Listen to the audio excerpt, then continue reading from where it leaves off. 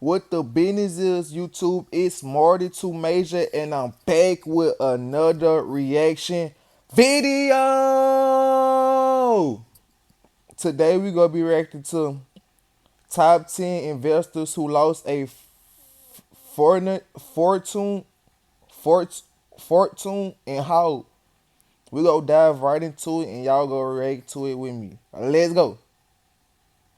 Thing I can tell you about him is that he is one of the 100 or so richest people in the world. Welcome to Watch Mojo, and today we're counting down our picks for the most famous investing fails of all time. It's described as nothing short of breathtaking, a points drop never before seen on the US markets. Number 10, Jesse Livermore. Despite being a trailblazer in the practice of stock trading, Jesse Livermore's story is ultimately one of tragedy. His greatest success came during the 1929 crash, where he aggressively shorted the market and amassed a staggering $100 million, an impressive amount even today, let alone for the time. But despite his brilliance, Livermore struggled with personal problems which severely affected his mental health. To make the situation even worse, the Securities Exchange Act of 1934 imposed new rules that ruined how Livermore operated. This included an increased regulation of short selling, which was Livermore's bread and butter. By 1934, he was bankrupt, having accrued debts of $2.5 million. He ultimately took his own life in 1940, writing in a note, "I am a failure." Number 9, George. What is you thinking? Why is you taking your life, and why is you telling people you was a failure? Oh man.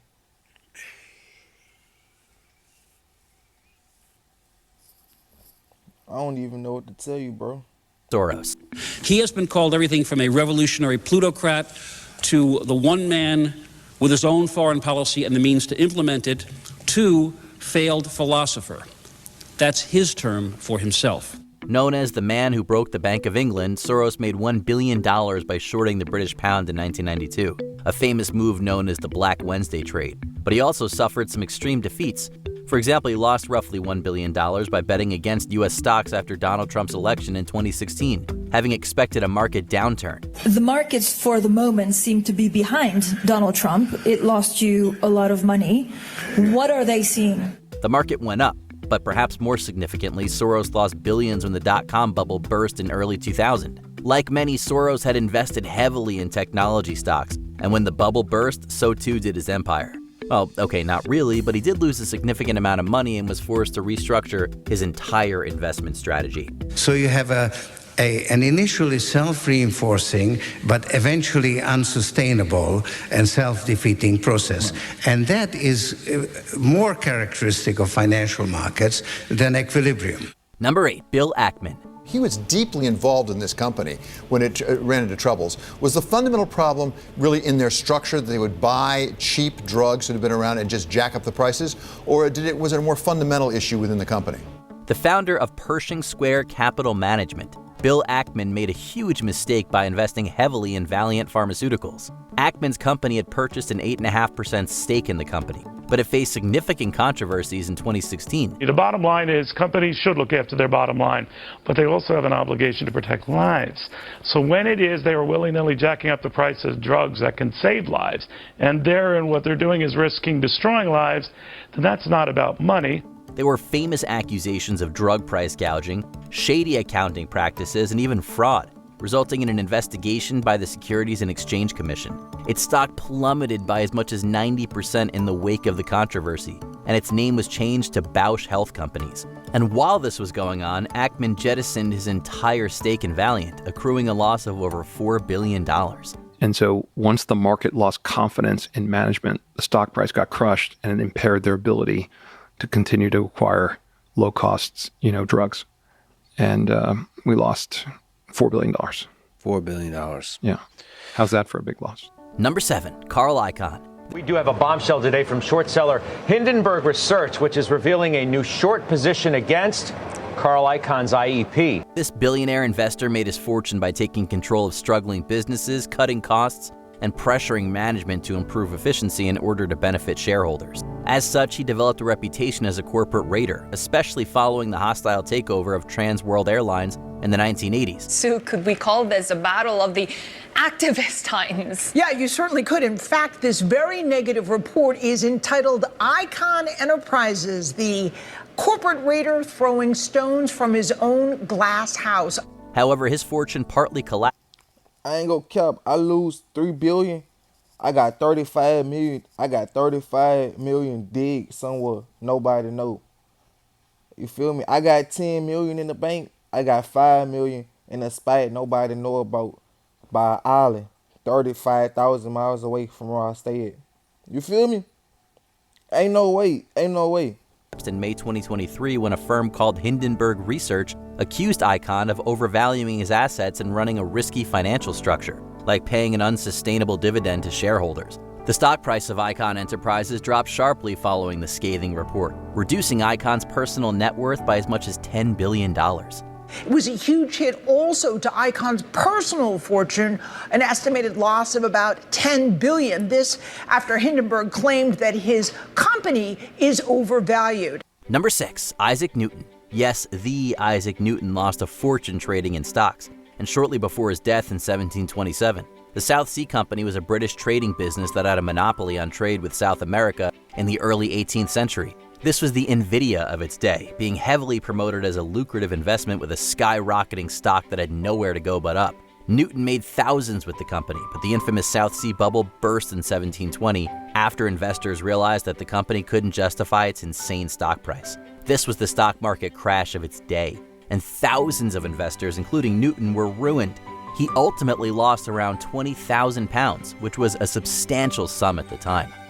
Number 5, John Merriweather. John Merriweather is best known, or rather notoriously known, for his hedge fund Long-Term Capital, which back in 1998 lost more than 90% of its assets. This name and his company, Long-Term Capital Management, are infamous in financial circles.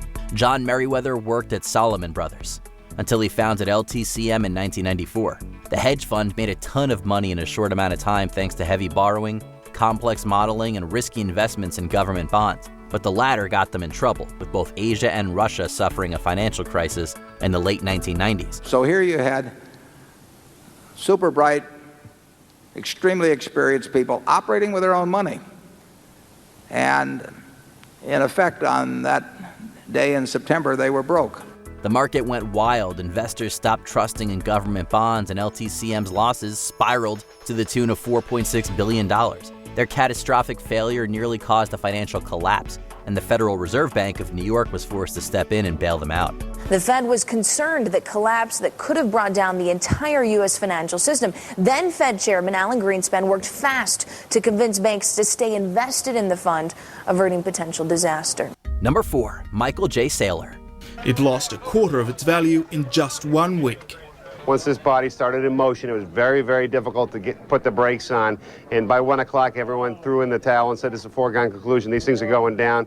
One of the biggest victims of the dot-com bubble was Michael J. Saylor, co-founder and CEO of MicroStrategy. The company stocks skyrocketed in the late 90s owing to great tech enthusiasm, and Saylor became a billionaire. But in March of 2000, MicroStrategy was forced to restate its financial results, and the company was accused of securities fraud. These events caused its inflated stock to collapse and helped to trigger the dot-com bubble burst. Okay, I see you trying to pull you off one with Fried. Trying to pull you off one. Okay. Yeah, it was down some. Why? How come? I don't know. Bad day. Bad day for you? Another one, yeah. Yeah, I know. Too many in a row.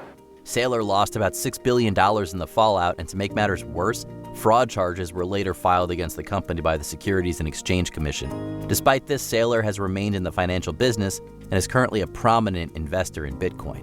MicroStrategy's bought about $8.3 billion worth of Bitcoin, and Bitcoin's up 44% a year on average since then. The S&P's up 12%.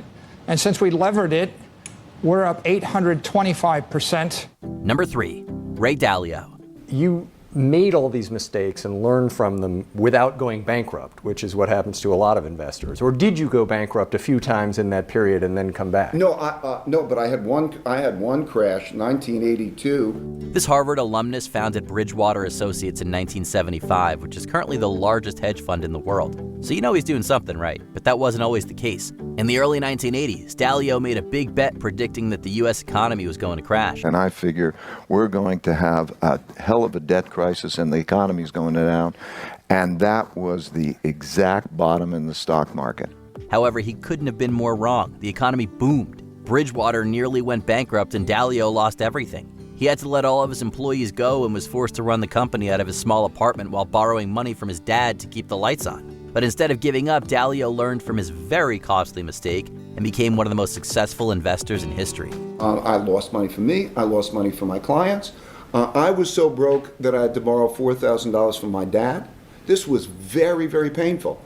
But it turned out to be the best thing that ever happened to me. Number 2, Bill Hwang. One way to measure this fiasco is by adding up Bill Hwang's losses, $20 billion, to the $10 billion that the banks have lost. In total, you've got $30 billion wiped out in the space of a week. In just 10 days, Bill Hwang lost over $30 billion. Let's back up. Hwang ran Archegos Capital Management and used a high-risk trading strategy called total return swaps to amass a fortune. Basically, he borrowed heavily from banks, made huge bets, and allowed the banks to hold the shares, keeping Archegos hidden from pesky regulators. He was an outsized influence in financial markets, but almost nobody had ever heard his name, and nobody had ever heard the name of his firm, Archegos Capital Management. Long story short, the stock sank, the banks panicked and liquidated positions, and Hwang's entire portfolio collapsed to the tune of $20 billion. The banks that lent money to Hwang also suffered losses as high as $10 billion. In April 2022, Hwang was charged with racketeering and fraud and sentenced to 18 years in prison. Archegos Capital Management founder Bill Hwang was just sentenced. Man, they trying to throw your boy under the gate. Wait, really under the jailhouse. 18 years? I'm 20 years old. So that means like 2 years ago. That's a nigga whole life. To 18 years for fraud and market manipulation that led to his firm's collapse in 2021. Before we continue, be sure to subscribe to our channel and ring the bell to get notified about our latest videos. You have the option to be notified for occasional videos or... Hey, you lucky I'm watching your video. You heard me? I was gonna say something, but I'm gonna let you slide. But I'm gonna skip your promotion. You feel me? I'm gonna skip your promotion. Yoshi-san. Everybody had written him off. You know, he'd lost billions on options trading. SoftBank Vision funds were underwater. Sea of red ink. So I think they thought that I was going to sort of say he's a loser. If you want a dramatic story about stock market woes, look no further than Japanese investor Masayoshi-san. Son and his SoftBank group were hit hard by the tech crash of 2022, with poor investments in failed startups like Katera and WeWork. As a result, SoftBank lost nearly $30 billion in valuation. Two of the Vision Fund's biggest investments, Uber and WeWork, causing investors to wonder if Masa's Vision Fund is starting to show some cracks. But that's nothing. Imagine if the whole world got 30 billion. We'll be running around like loose crackheads.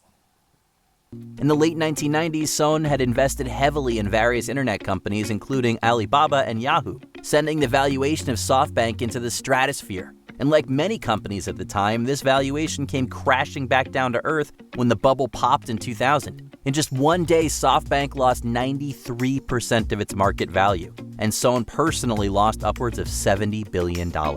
At the bottom of the crash, I actually revived my spirit of the fighting, so actually it was good. What was the most you ever lost in a gamble? Let us know in the comments below. It's tough. You make mistakes. It happens. Did you enjoy this video? Whoop. We see how they crashed out, and we see how they end up losing all their money. But the good part about it, someone bounced back. Like one dude, I know he say it was the best thing happened to him. So that shows y'all everything happens for a reason. But it's Marty 2 Major, and I'm checking out.